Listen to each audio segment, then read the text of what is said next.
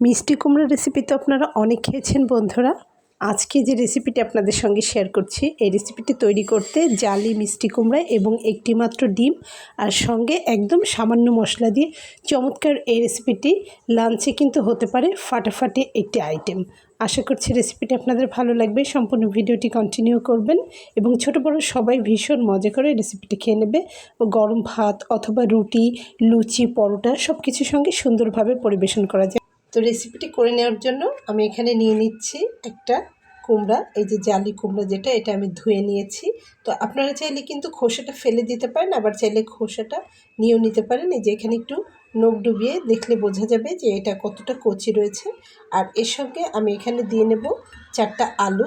তো আমি এগুলো এখানে কেটে নিইনি, শুধুমাত্র আপনাদের দেখানোর জন্যই দেখাচ্ছি। দেখুন আমি এখানে 4টা আলু নিয়ে নিয়েছি। তো এই 4টা আলু সহ এটাকে প্রথমে কেটে নিতে হবে। খুবই মজার এই রেসিপিটি কিন্তু ছোটো বড়ো সবাই ভীষণ পছন্দ করবে। গরম ভাতের সঙ্গে একদম দারুণ জমে যাবে বন্ধুরা। তো চলুন দেখে নেওয়া যাক। তো বন্ধুরা, প্রথমে কড়াইটা গরম করে তাতে তেল দিয়ে নিচ্ছি। তো আমি এখানে সরিষার তেল দিয়ে রান্নাটা করব, আপনারা চাইলে সয়াবিন তেল দিয়েও করতে পারেন। তেলটা গরম হয়ে গেলে আমি এখানে দিয়ে নেব বেশ কিছুটা পেঁয়াজ কুচি করে নেওয়া। তো যারা শুটকি মাছ পছন্দ করেন, শুটকি লাভার যারা রয়েছেন, তারা চাইলে কিন্তু এই রেসিপিটি শুটকি মাছ দিয়ে করে নিতে পারেন। তো আমি এখানে মাত্র একটা ডিম দিয়ে এই রেসিপিটি করে দেখাবো। একটি ডিম ব্যবহার করা যাবে, অনেক বেশি কিন্তু দেওয়া যাবে না। খেতে ভীষণ মজার। আপনারা রেসিপিটি রুটির সঙ্গে, গরম ভাতের সঙ্গে ভালোভাবে আপনারা এটা দিয়ে পরিবেশন করতে পারবেন।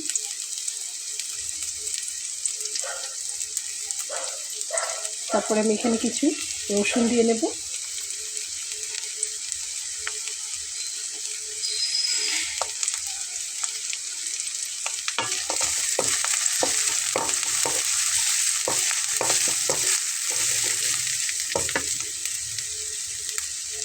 দিয়ে নেব শুকনো মরিচ।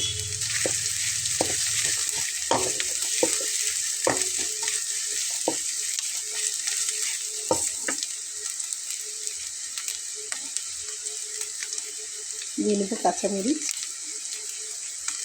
ঝালটা আপনারা আপনাদের নিজস্ব স্বাদ অনুযায়ী দেবেন, যেমন ঝাল খেতে পছন্দ করেন ঠিক সেভাবেই দিয়ে নেবেন।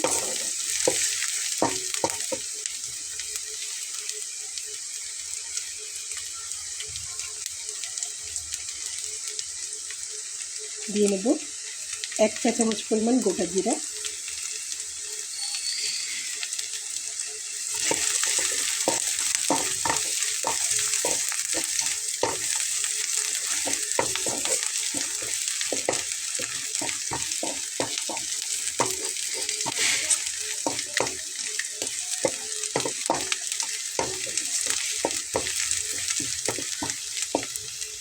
তো বন্ধুরা, এই যে মশলাটা ভাজা হয়ে গেছে, আমি তুলে নিয়েছি।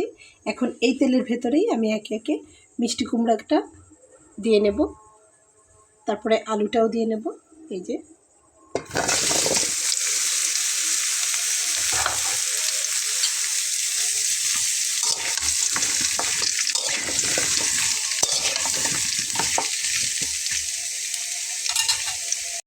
এখন আমি আলুটাও দিয়ে নিচ্ছি।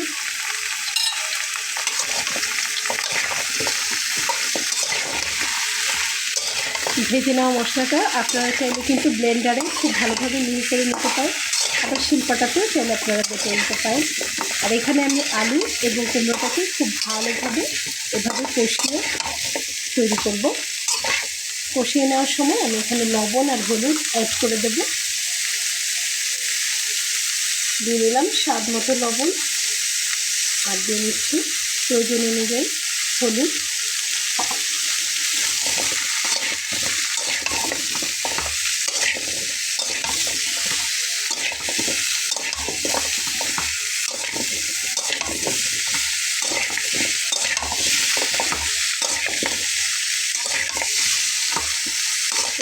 একটি মাত্র ডিমের এই রেসিপিটা দারুণ মজার হয় খেতে। এই যে মশলাটা আমি যখন বেটে নেব, তখন আমি এখানে 1 চা চামচ পরিমাণ সরিষা অ্যাড করব। আপনারা চাইলে করতে পারেন, না চাইলে না করতে পারেন, তবে করলে খুব ভালো লাগে খেতে। আর দেখুন আমি এখানে একটি মাত্র ডিম নিয়ে নিয়েছি। তো আশা করছি বুঝতে পেরেছেন। তো দেখুন লবণ আর হলুদ দিয়ে খুব ভালোভাবে একটু কষিয়ে নিতেই অনেকটা পানি বেরিয়ে আসছে। তো তো এখন আমি এখানে বাটা মশলাটা দিয়ে নেব। এই একটা মশলাতেই রান্নাটা একদম কুপোকার, খেতে খুবই টেস্ট হবে। মশলাটা খুব ভালোভাবে দিয়ে তারপর মিলিয়ে নেব।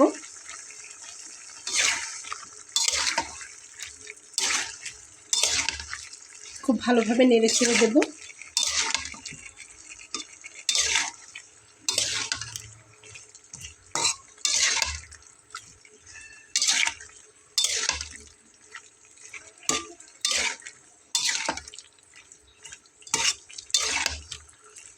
যেহেতু আমি ঝোলের পানি অ্যাড করব, সেজন্য এই পানিটা শুকানোর অপেক্ষা করব না, খুব ভালোভাবে নেড়ে চেড়ে মিলিয়ে দিয়েই ঝোলের পানিটা দিয়ে নেব। আর মশলাটা যেহেতু আগে থেকে ভেজে নিয়েছিলাম, সুতরাং কাঁচা গন্ধের কোনো কারণ নেই। তো সেজন্য আমি এখানে পানিটা অ্যাড করে দিচ্ছি।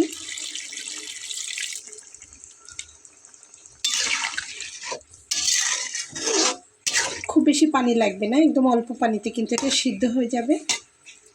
তারপরে আমি একটা ঢাকনা দিয়ে খুব ভালোভাবে ঢেকে দিয়ে রান্নাটা হতে দেব। এই যে ডিমটা আমি হালকা একটু ফেটিয়ে নিচ্ছি। ডিমটা এইভাবে ফেটিয়ে নিয়ে আমি এখন দিয়ে দেব। এখন আমার রান্নাটা কিন্তু একদম কমপ্লিট হয়ে গেছে, একদম মাখা মাখা। তো চমৎকার এই রেসিপিটি যদি আপনারা করে নেন, 2 বেলা একদম চোখ বন্ধ করে হয়ে যাবে।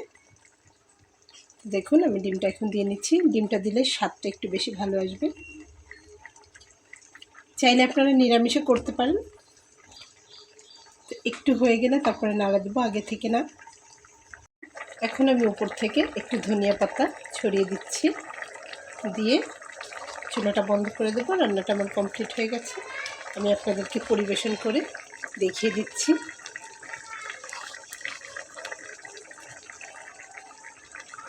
তো বন্ধুরা দেখুন আমার রান্নাটা কিন্তু কমপ্লিট হয়ে গেছে। আমি একটা বলে এখানে ঢেলে নিয়েছি। কালারটা দেখে কিন্তু বুঝতে পারছেন কতটা সুস্বাদু হয়েছে। তো এখান থেকে 1 চামচ হলে আর গরম ভাত কিচ্ছু লাগবে না খেতে, এত টেস্টি হয়েছে। তো আশা করছি রেসিপিটা আপনাদের ভালো লেগেছে। রেসিপিটি যদি ভালো লেগে থাকে তাহলে আমার এই ছোট্ট চ্যানেলটিকে সাবস্ক্রাইব করে সঙ্গে থেকে যাবেন।